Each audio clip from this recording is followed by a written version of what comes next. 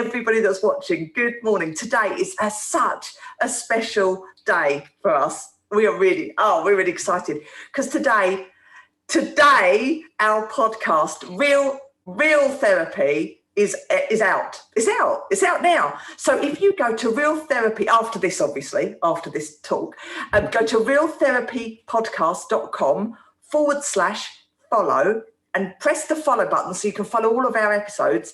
Already up today, we've got our anxiety podcast and we've got our perception podcast, and they are brilliant. Oh, even if I say so myself, Well, I was surrounded by addictions next week. Next Friday. So every Friday there will be a new episode released. So make sure you follow, and you'll get notified of all the new content that comes out. But it's so exciting because throughout this last year and a half, we've had so much good content, so much incredible content. And it was just like, what's another way to get it out there and to spread our message to as many people as we possibly can? So I've never done a podcast before, ever. And I thought, do you know what? Let's just try. Because if you don't know if you don't try. You just don't know if you don't try. So I had a BBC radio interview because I've got my first gig on Saturday for Urban Cooking after gosh knows how long. It's flipping mad. And so I'm really excited about that. But I got interviewed by BBC Radio Somerset. And that was 2 days ago. So I talked about it on there. And also, not a lot of people know, but I've just been asked to be an agony aunt, for Pick Me Up magazine. So I'm really excited, and that will be published really soon. So in my little bio, I've got all about our therapy podcast and just spreading the word. And anyone that's watching this, check it out, and please do share the content with anyone that you feel needs a little bit of help in these times, because we all need a little bit of help sometimes. We all do. This week, I really did, actually. I've had a week. I'll tell you about it in a minute. I think we've all had a week. But I told Susie about it last night, and she was laughing. Oh, my gosh. So today we're talking about release, and that was Kate's idea, because it was, I said new beginnings, and Kate was like, hold on a minute. We're releasing the podcast, so it should be released. And I'm like, yes, it should. It should be released, because release, there's the power. That is the power that frees us. Releasing the podcast, releasing any old feelings, releasing any attachments that we've got to old problems. Release is so powerful, and we can all do it. And it makes me passionate. So this week, well, I've kind of like had a flipping stressful week. And it culminated a couple of days ago. So I've got a few problems with someone that's been living in my place. And not going into it in too much detail, but it's very awkward, the situation that I'm living in at the moment. And she's leaving in a month's time. But the situation is very awkward. And the thing is, I can cope with many things that are thrown at me. And normally I just laugh it off, and I'm just kind of like, that's yours, and you can keep that mood. You can keep that. And I'm kind of like, I stay in my own little bubble and surround myself with who I want to be aspired by, like that. That's how I live on a daily basis, because people's moods can bring you down. But this week, it's been quite hard, and, I've been blanked many, many, many times this week. And I've also had time of the month, because we're sharing now. We're sharing. and apparently, Susie said the other day, it was a super full moon. It was not apparently, it was a super full moon. Yeah, it was a super full moon, unbeknown to myself. Well. Let me tell you what happened. So I'm doing a lot, because I was doing the school run, obviously, like all of us incredible people do the flipping school run, coming back, doing all my work, doing all my podcast stuff so it would be ready to be released today, doing all the voiceover stuff, doing my urban cookie stuff so I was ready for my gigs, dealing with the situation at home, which meant I had to find someone else coming into the house to do certain bits and pieces. And long story short, editing, all of this kind of stuff that I've been doing. And then I drove to the school. This is so funny. Now I'm looking back at it, it's funny, right? But at the time I wasn't laughing. But I drove to the school and my usual parking space, because I got there a little bit later, my parking space on the curb, of course, at school, was taken by another car. So I was like, okay, that's all right. So there's a fence that's just running along the side, but there's a dropped curve, but it's a fence, right? So I thought, okay, I'll just turn around and I'll park in front of this other car and just wait for Ethan to come out of school. So I was sitting on there and I was speaking to my friend on the phone while I was sitting on just waiting. And all of a sudden I hear beeping. And I looked up and the car in front was pointing over to me and going like that with like a scared look in her face. And I'm like, what? And I looked behind and there was a white car and it was stopped in the middle of the road. And out of this car was getting this old man, right? And when you, not that old age has anything to do with it, but he was a grumpy old man. And he came over to my car, right? And it's just me sitting in the car waiting. He banged on my car 5 times really loud, right? And at this point, I've been through all this stuff, right? Because you never know what's going on in someone's life. This is a really important thing, right? Because you don't know what's going on. So I pulled down the window and he started shouting at me. And I looked at him and like normally I would deal with it very differently. Normally I'd be like, it's about the approach. So normally I'd kind of like put out the fire and I'd be like, look, there's not a problem. I'm in the car. I can move. It's not a problem. But not today, like 2 days ago, whatever it was, right? I was sitting in the car and because he banged on my car so aggressively and then he started shouting at me. I matched him, didn't I? And I flipping shouted. Oh my God, I shouted right back at him. And then he told me to shut up, right? Well,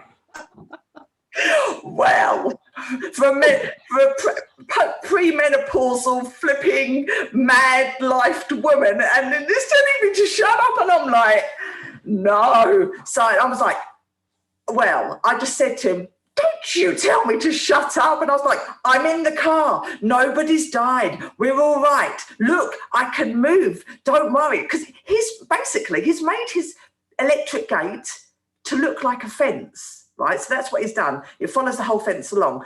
So I told my dad about the situation. I moved the car and he drove in. He didn't quite know what to do because I matched his flipping anger because I was like, bah! But anyway, so I parked up, I got Ethan and I just drove home.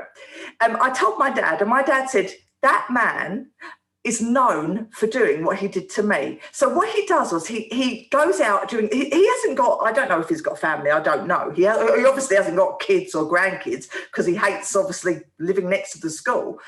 But he goes out and then at school time, he comes back exactly that time and shouts at people that are parked across his drive.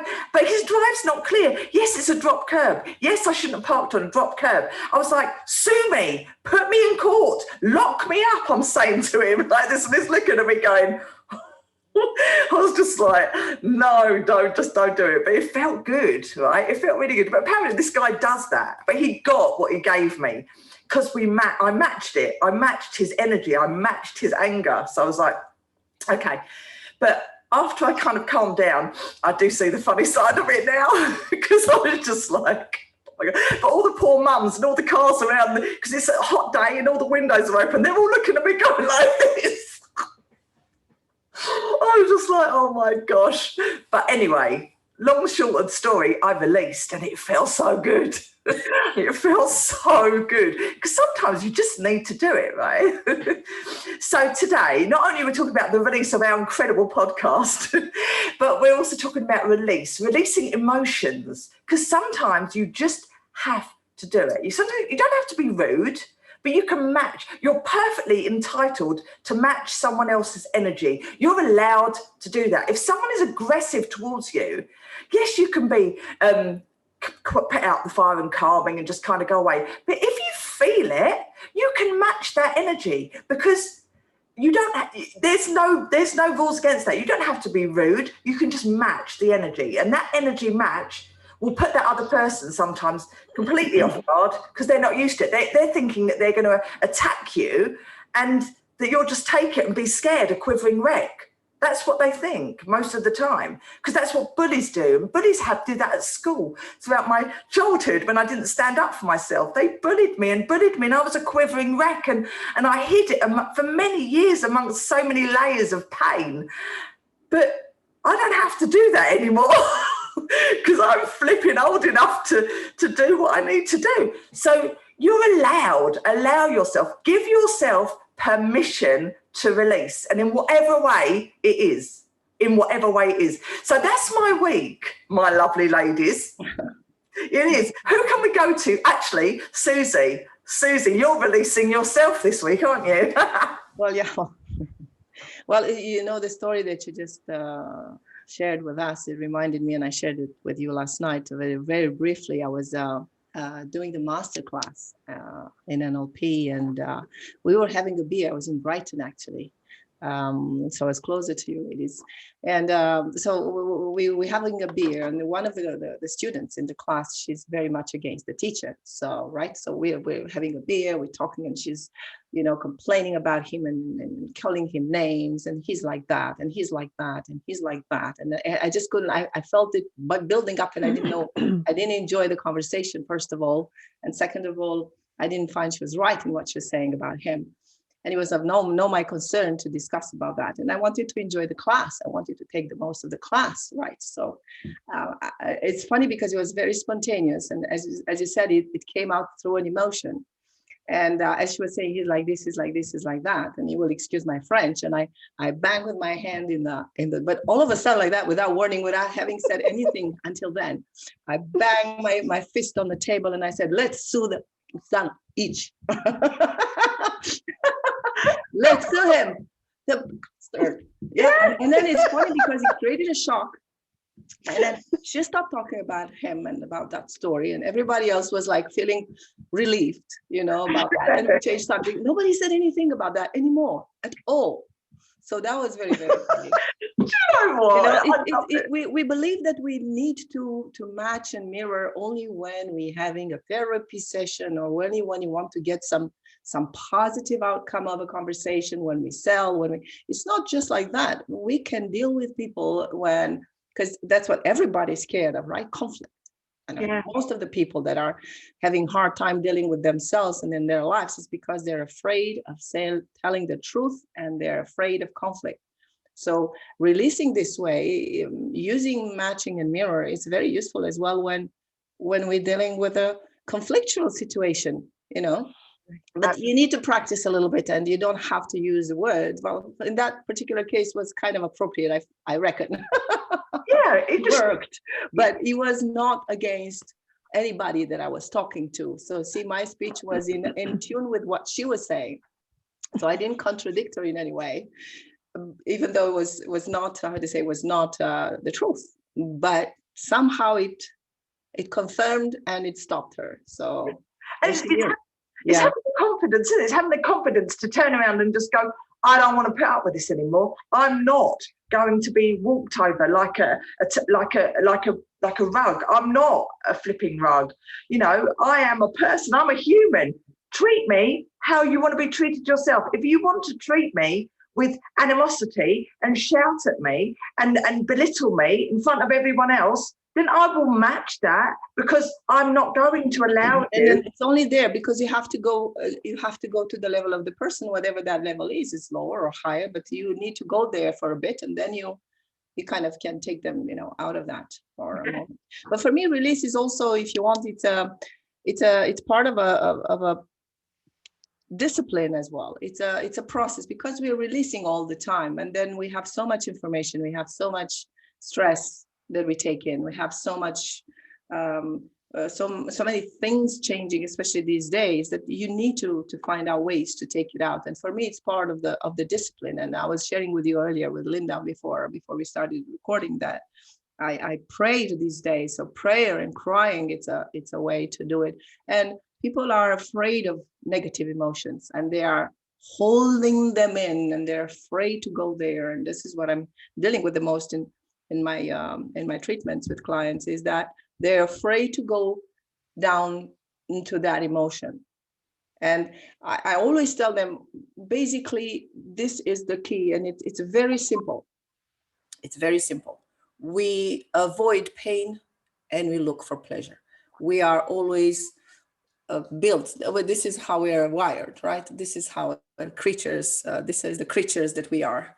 And so we are afraid of these negative emotions, but it's okay sometimes to cry. It's okay sometimes to go and kick in a pillow. It's okay to go out. I had a rock somewhere when I was living in the other house, and it was this beautiful rock construction. It's very old, 5,000 years old, some vertical rocks, and on top it's an horizontal one.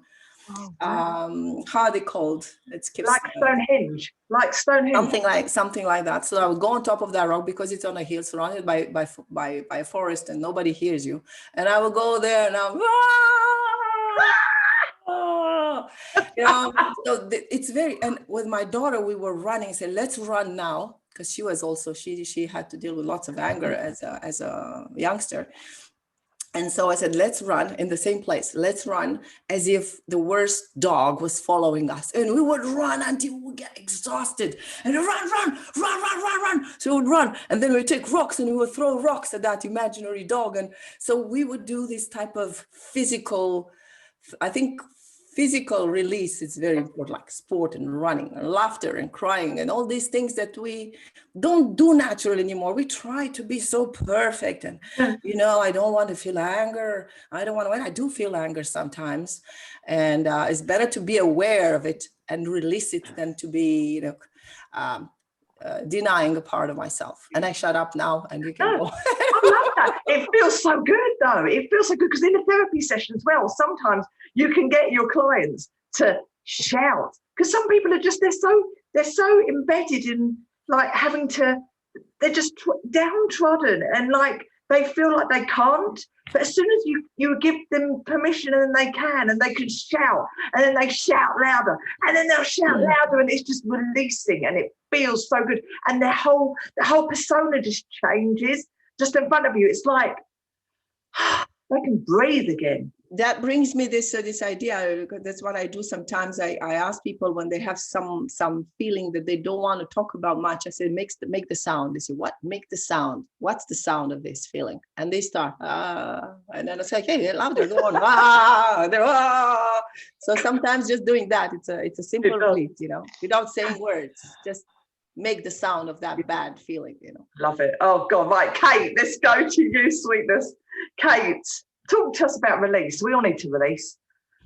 Yeah, absolutely. I'm thinking back to my childhood, and I'm sure I mentioned this before, that I was a real sulker. So for me, I couldn't release anger, so I would hold on to anger. I got angry and it just stayed inside.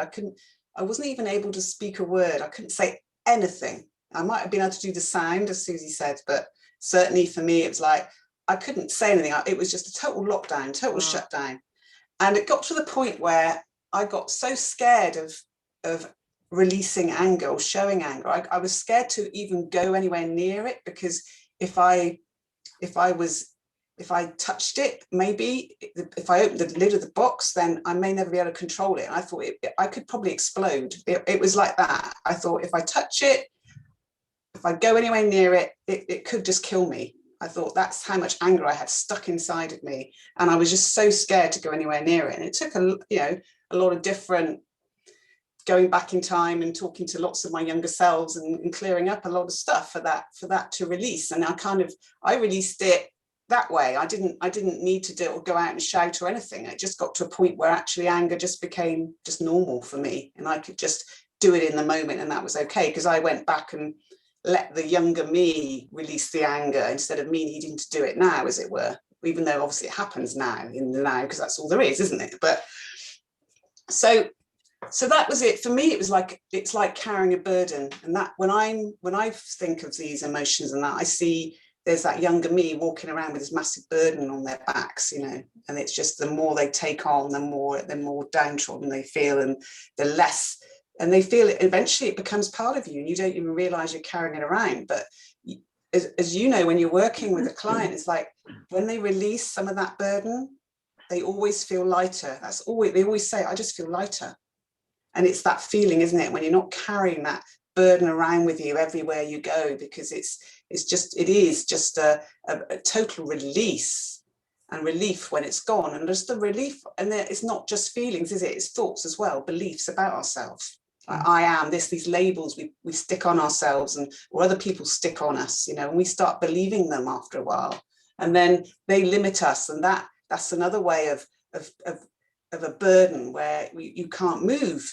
You can't be so flexible because you can't, well, I can't do that because I'm that sort of person, so that isn't me, and I can't do this and that. And so we start believing all these untruths about ourselves that either we've decided or someone else has decided and told us that's how we are. And so they're those sort of releases as well. And it's always, so they're always like, there's feelings and emotions, and then there's thoughts, you know, which are beliefs and these labels that we have on ourselves as well. So for me, it's always been, when I personally, my experience has been a process of releasing all these different things and finding sort of simple tools to do that. And so part of it is like feeling feelings as they happen, because they're never that bad.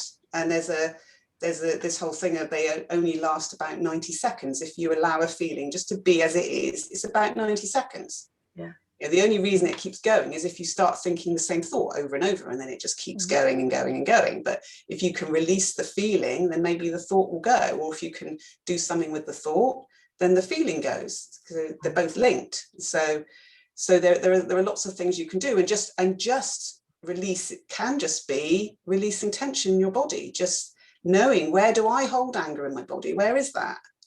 You know, and so a lot of mine's in my jaw. So if I feel angry, because I go tight-lipped when I'm angry. Yeah. So I can't speak. My lips are trying to shut up. Don't say anything. Just keep the anger inside. So I know, for me, if I do something to release my jaw here, just focus on my jaw and actually let it go, then a lot of that tension goes, and then the anger sort of dissipates more quickly. So that's my personal experience. Some people get it in their shoulders, back of their neck here, and some people it's like a knot in their stomach, or wherever it is for you. Finding that feeling, and then focus on just releasing that, because again, by releasing it in the body, you can release it in the mind. And so many different ways. But I think it's like, I think the other thing I wanted to say about, you were both saying about your experiences today, or not today, but the last week. Yeah. Like Danielle, you were like doing the matching the energy, and giving as good as you got kind of thing, just in the energy. And that, like, he then had to step back a bit and say, oh, I wasn't expecting that.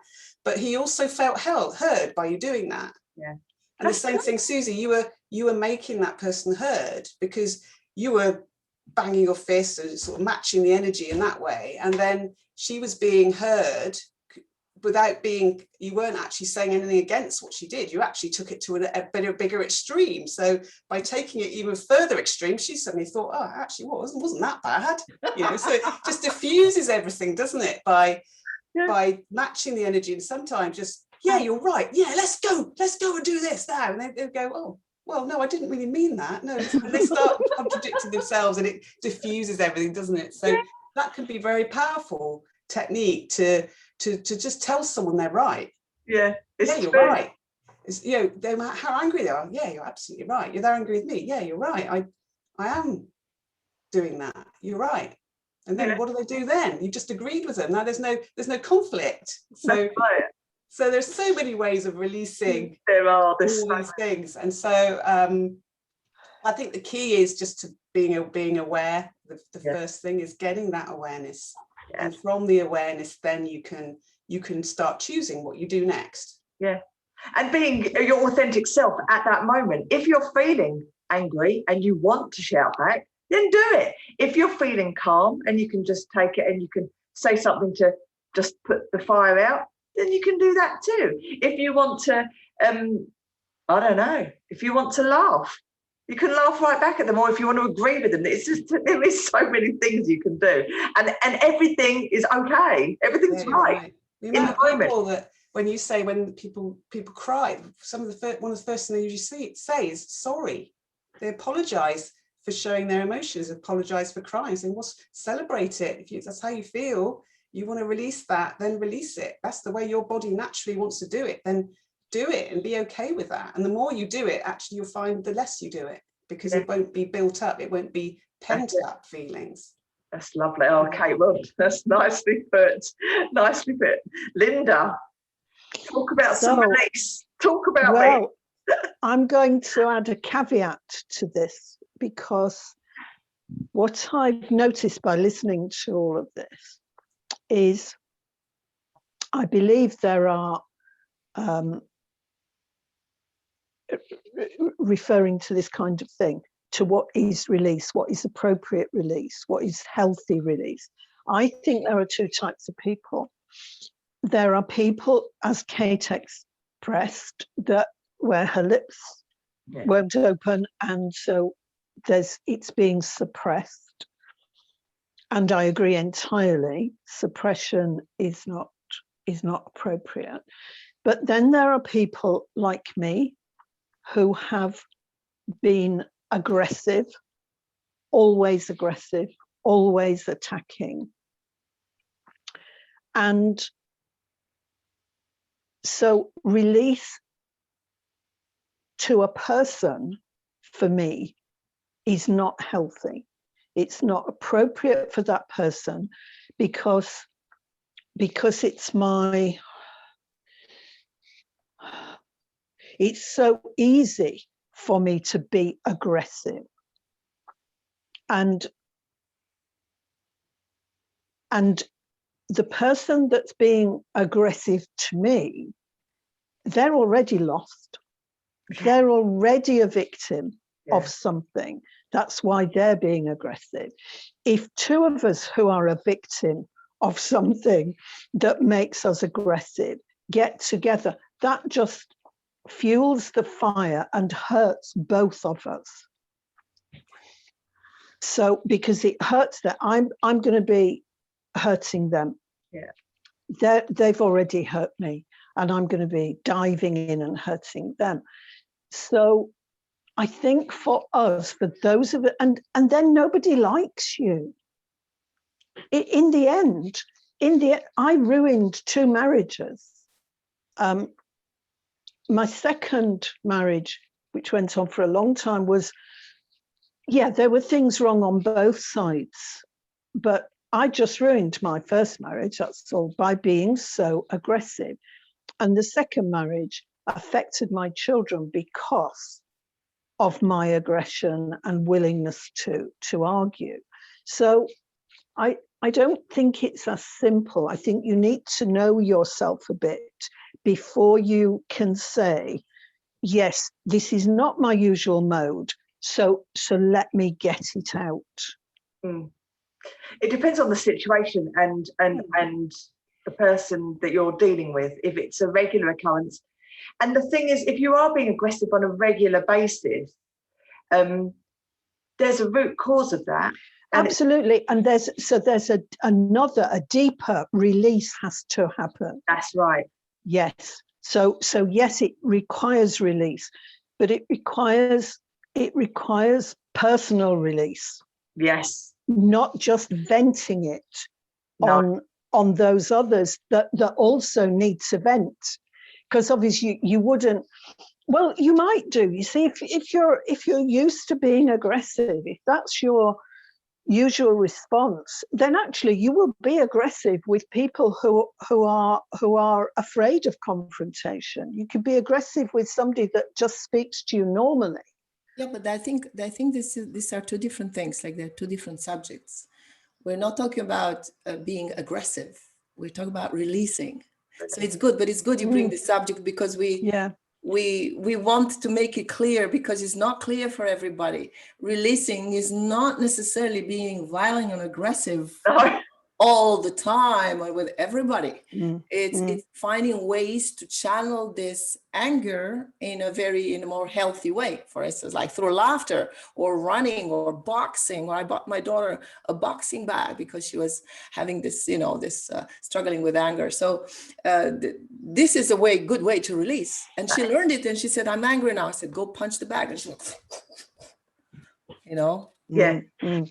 Like it shows up in so many different ways: fear and anger and sadness, rage, all of these different emotions, being annoyed, all of these different emotions need to be released. And if you can find the root cause, the the underlying reason why you're feeling these feelings, and you can address them. That's a personal, exactly what you were saying, it's a personal release. And that's so important, because you can't release someone else's anger. That's theirs to release. You can't help them unless they want help.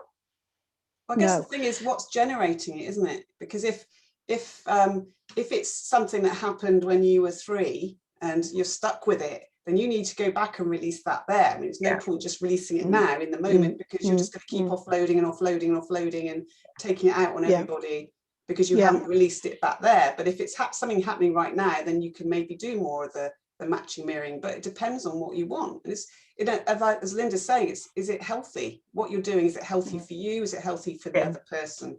And if you believe it's healthy, then that's okay. If it's not, if someone's getting harmed by it, you or the other, then that's not right. Then there's something you have to do to deal with that. Absolutely. And of course, I don't have the so in conflict, I have not been used to. Of course, I'm very different now. If you speak to my friends now or my clients now, they'll say, "Oh, I can't believe that. I can't believe that," but they didn't know me then. So I have done a lot of deep personal releasing so that I can still be triggered, but even when triggered, I'm not as bad as I used to be. But so I didn't want people listening who are already angry people. No. I didn't want them thinking, "Oh, it's okay. It's okay for me to do this. It's their fault," because that does not help us. Absolutely. That's the thing. It's very separate. It's like, Susie, like what you're saying, it's almost like two separate kind of releases, isn't it? It's like, there's releasing in the moment, matching and mirroring someone that's being aggressive for no reason. Well, for a reason that isn't needed, that aggression, because, there's different ways you can deal with it. And there's another kind of release, which is releasing your own insecurities and fears and problems. So I think that's it. They are very well defined, but they are very different. And by releasing the old baggage, it's heavy. You're holding it all the time, and why would you want to? You can go back and just look at that situation again through your eyes and put down that old baggage, put it to rest and be free. It's a wonderful thing. And that's what NLP can do. That's what NLP does when you're ready for it. Well, to my eyes, the whole life is a releasing process. I think that's what we're here to do at a deeper level. And so what happens is that once you do like what Kate says, and you go back in there, and then you go, I went and I had a talk with the embryo me, because I resisted abortion. Wow. So I lived for a long time with the idea that the universe didn't want me, and that the life was against me. And then so I went and I had a talk with the baby, and then by having this talk with the baby, with the embryo, I tried to get right before the intervention was attempted, and so I understood that actually life and the universe did everything actually to keep me despite that. So I came out very empowered from this conversation. So the whole life is a process of release. But what happens when you start to be lighter and lighter, like Kate says, you really feel lighter, then you can afford this luxury of spontaneity, and spontaneity happens. And then you are reacting according to what is, and not because of your emotional charges. So when you are more pure, then you can act spontaneously according to what the other person does, as if you were the therapist, because this is what we do. We put ourselves and we train ourselves to put into this state of spontaneity where we can really be listening. Well, when we're out of the therapy session, we're not in that mode all the time, right? But so the more we go into this discipline, and the more we understand the importance of release through eating good food and doing fasting once in a while, and having practices that help release regularly, like going regularly to my stone and that allows for this more fluidity of emotion, and then you can be spontaneous in your interactions. You don't have to go into, yeah, but why did you call me that way? No. Yeah. You can just say something on the same tone, but something that is smart and clicks, because this is the real intelligence. We are more intelligent than we can imagine. We were 8 billion, almost 8 billion people on planet. Imagine we're all connected. We have 8 billion possibilities of being, of thinking, of, so including the higher levels of beings, whatever they are, so we can tune into something greater, but that is possible when we release, when we get purer and purer in terms of emotions and luggage that we carry. Absolutely. And releasing leads to space, and space allows things to come in then, because when you haven't got the space, you're never going to attract what you really want because it's so full up with stuff. And you can let it go and release it, because sometimes that can be very hard. That process can be very hard if you're not ready to release something. You have to be at that point where you're ready to say, that's enough. And when you're at that point and you do release it, you're then at that point where you can welcome in what you really want, what you're visualizing, what you want to see in your own world, what you really want to see in your own world. Yeah, for me, I see it is like I call it freedom, because that's the feeling to me. The feeling is freedom. And it's kind of like the opposite of control, because I had this whole thing, like in my past, was all about trying to control everything, control my feelings, keep a lid on everything, control myself, be very disciplined, very, very sort of driven person, driven to achieve and impress my mother from like way back, even long after she was dead. I was still trying to impress her, this sort of whole thing going on. And so for me, there was like this freedom for me was not needing to control anymore, because I didn't need to control my feelings, because they could just be, and I was letting them be, because I wasn't, like Suzanne was saying, I wasn't being driven by the past me anymore. I was just being me in the moment, and then I could just be more me there. And then there's that space. The other thing about freedom is you have that space. And so that feeling of freedom for me is a complete peace mixed with absolute joy. There are these two, and it's weird because you'd think joy wouldn't be peaceful, but this is a peaceful but very alive joy. And so it's like the peace is, I think, is my mind, where it just is clear and open and available for whatever wants to come in. I have that space in my mind, and it's just a very peaceful place, because I'm not being driven by those old voices that have no place in my life anymore. And then the other part of me is this just joyful aliveness, which I think is like just energy in my body, because all those old blocks that I used to have, that I was holding on to tension in different places in my body from different old thoughts and feelings and beliefs and all that stuff. Once they were released, then that energy can just flow, and that's the aliveness. So, and that's what I see. And that's the aim that I have for every one of my clients, is to tune into that feeling, because I think once you've felt it, or even touched it, or even seen it and believed that it's available, because it's there inside all of us. We all have that feeling. It's just there. And it is just taking these layers off, as we've been said. And I call it peeling the onion. We're just taking layer after layer. And you can, depends how far you want to go, how many layers, because there's always another one. So depends how they just get finer and finer and finer as you get, as Susanna was saying, more and more pure. These layers get smaller and smaller, because there's always another one. So it depends how deep you want to go. But once you felt that feeling and you're in touch with it, even just for a microsecond, then the belief is there. The belief is there that, yes, I can touch that place. I can be in that place, because that place is me. That's the real me inside. And once you've felt it once, I think then it gets easier and easier to go back to it. And eventually you can kind of dwell there. And that could be your default, instead of the me sulky kid default, and blaming the world for all my problems because it's your fault, because I'm feeling this way. Well, no, this is me. I'm taking responsibility, and then getting in touch with that freer, that warm, light place that is really, really me. And that's real freedom to me, is that releasing, because it's a lifelong process, as we say. I'm peeling the onion every week, all the time, learning more and more. And I love it. And I just so passionate about getting that message out to everyone else as well, that we can all do this. We've all done it. That's why we do this, because we're so inspired by this work that we want to help others do it too, because you all need to know this stuff. It's there, and you can do it. You can do it.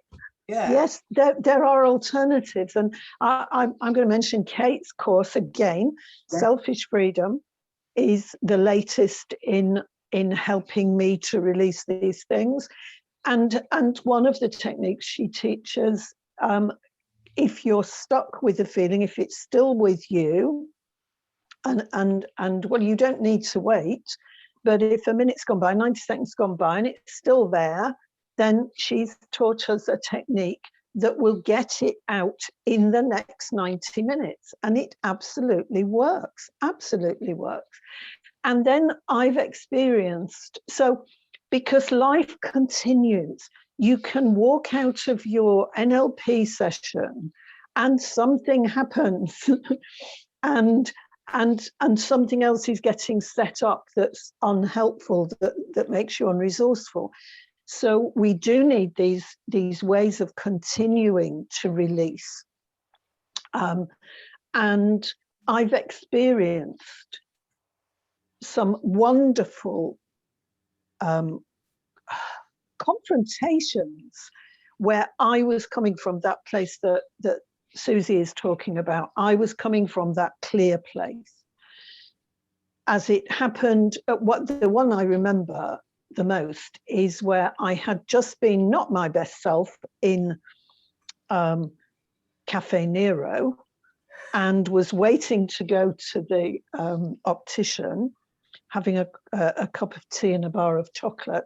And I really didn't like how I'd been in there. And so I'd been triggered and I didn't like it. So I went with my tea and chocolate and sat down to think about what I'd done. and I had that wonderful opportunity of being, sending myself to my room and just think about what you've done. And I thought, why?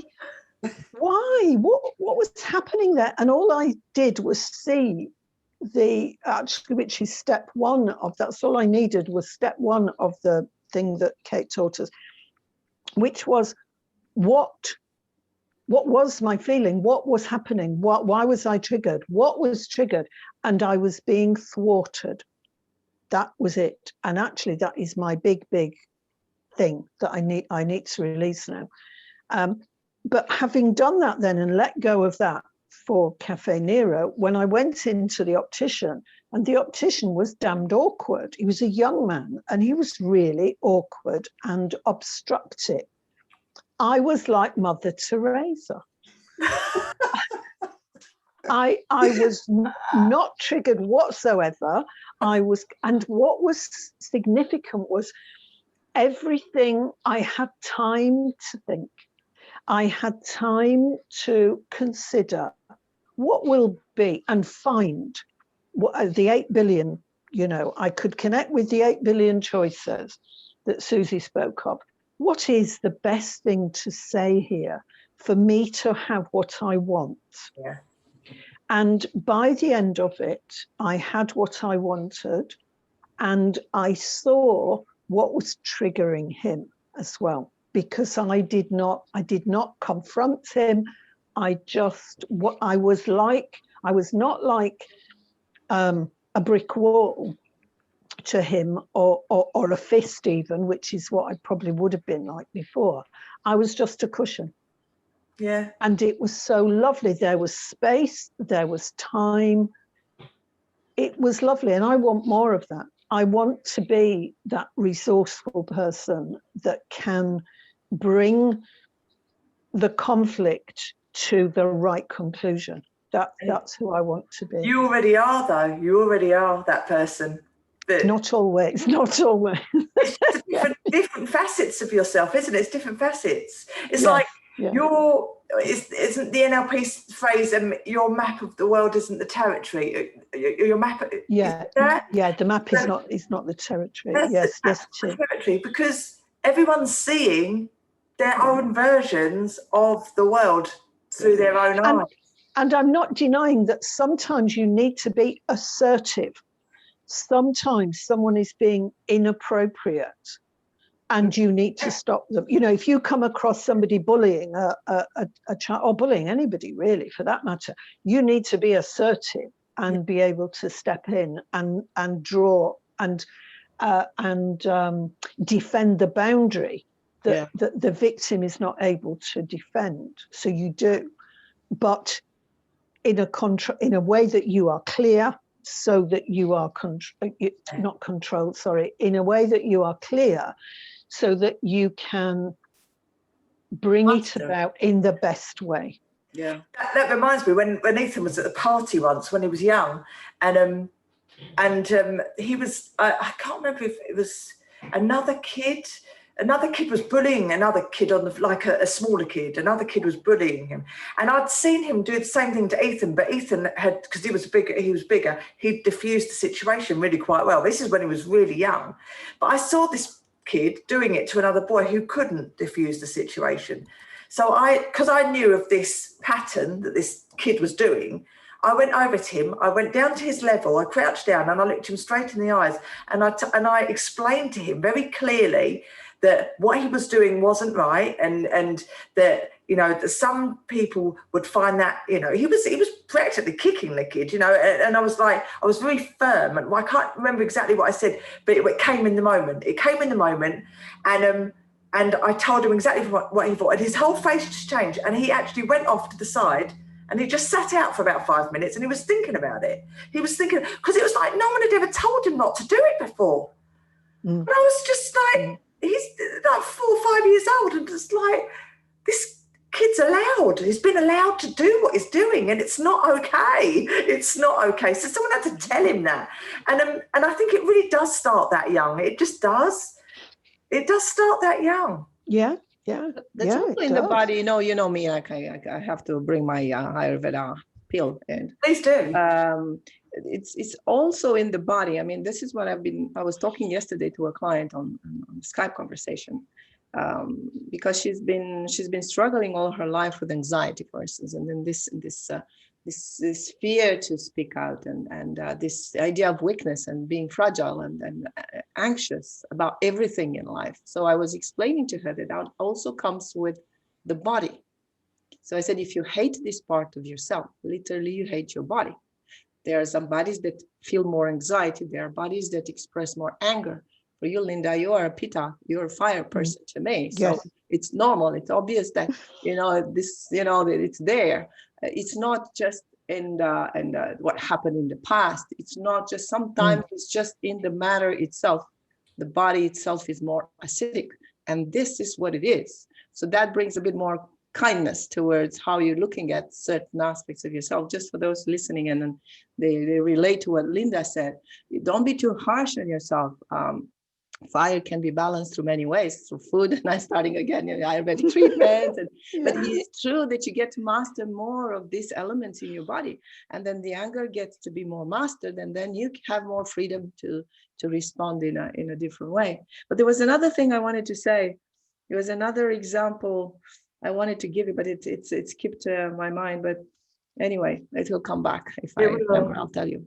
It will. I was just struck by something you said then about weakness, and we see these feelings as weaknesses when we express them sometimes. Like sadness especially is a big one. When people crying, they see that as weak because they were told not to cry, don't be a baby, all these sort of things, and yet it's just a feeling, it's just an emotion. It's the way your body does feelings. Like crying, it tends to be my way of expressing all my emotions, even anger. I tend to feel tears with it. Whereas other people get all their emotions come as angry, because that's how that was acceptable, or it was encouraged maybe in their family. I've had people I know that, that's how we did everything. Everything was angry. Everything was an argument, a shouting match. That's how we grew up. That's how people got their way, so that was the acceptable emotion to show. And so they just learn anger. So it wasn't even anything to do with any past pain. It was just, this was the way we were taught to be. And so that becomes your default way of being. And so there's that too. There's like these learned behaviors. And there's like, if it's seen as weakness to cry, then you're not going to cry. You're probably going to show your sadness with anger or some other way of showing it. And so it's about also saying that all these are just feelings. They're messages, and they're telling you something. You know, there's something that you need to act and do something. There's a boundary you need to say and establish and say, no, this is me, and you've gone past that boundary, so now I need to express that to you. Or it's a need that's not being met that you need to ask for, maybe to somebody. You need to ask for something. Or it is something that's back in the past that you need to release from back there. So it comes back to awareness, and also not seeing these feelings as bad, because they just are, and they're there for a reason. And the more aware you become of why is it there, where's it from, then you can maybe start to play around with it and be a bit, and it can be playful. I mean, it doesn't have to be so serious sometimes. You know, you can be more fun as well. You know, say this is okay. This is my freak flag. I tend to cry when I'm angry. This is me. You know, so okay, just knowing that, and then you can say, okay, well now, what's happening here? And then Linda was saying about this process that I talk about in my course, which is just letting it kind of be and investigate it. What is it? Give it a score out of 10. What is it? How much am I feeling out of 10 now? Is it an 8? Is it a 5? Or is it a 3? And then you can go through a process, and at the end you score it again and say, well, oh, now it's only a 2 and it was a 5. And so you're starting to see it diminish, and you're realizing that actually it's always changing. It's never the same. I'm not an angry person. I'm feeling anger now, but I'm not angry. That's not me. It's just a feeling. And what does that feeling mean? And what's it got to say? You know, if it was an animal, what would it be? And you can play with it in all sorts of ways, and and then let that diminish, as Linda was saying. Just let it go and release it, let it flow through you, because it's got a message. What does it want to say? And then let it go, rather than holding on or making it bad. I think as soon as you make it bad or something wrong about you, then you're kind of making it even stronger. You're giving it strength and power over you. Whereas really it's just an energy that's moving through you, and just let it move and let it give you its message and let it go. And that's the key. And then I think once you've got that, that's freedom to me, when being able to just feel your feelings as they are and let them go. And if you need to express them, do it in a way that is in a controlled way. You're not hurting anybody, and you're not hurting yourself either. I think that's just beautifully put. So on that note, we've done an hour again. It's done an hour. That was just brilliant. It goes like 5 minutes, our talks. It really does. It really does. So on that note, I invite everyone to go and check out our new release. See what I did there? Check out our new release. It is absolutely, it's just so exciting. It's so exciting that it's a new platform. Share it. So if you head over now to realtherapypodcast.com/follow, and follow us on either Spotify or Apple Podcasts, or whatever platform it is that you're watching on or listening on. Just let us know. And yeah, enjoy, because this is what this weekend, I just invite you to release this weekend. Release, go out for a walk. Release, go for a run. Release, sing. I'm going to sing. Release, come to my gig. Release, and just let it all go. I wish you guys could come to my gig, I tell you. I wish we could. Oh, one day, right? One day it will happen. One day we will. Magic day. And on that note, I'm wishing everyone the most wonderful weekend. Listen. realtherapypodcast.com/follow and share. And on that note, I'm going to say au revoir. Say bye, everyone. Bye. Bye. And I'm going to end live stream like that. Yay! That was so good.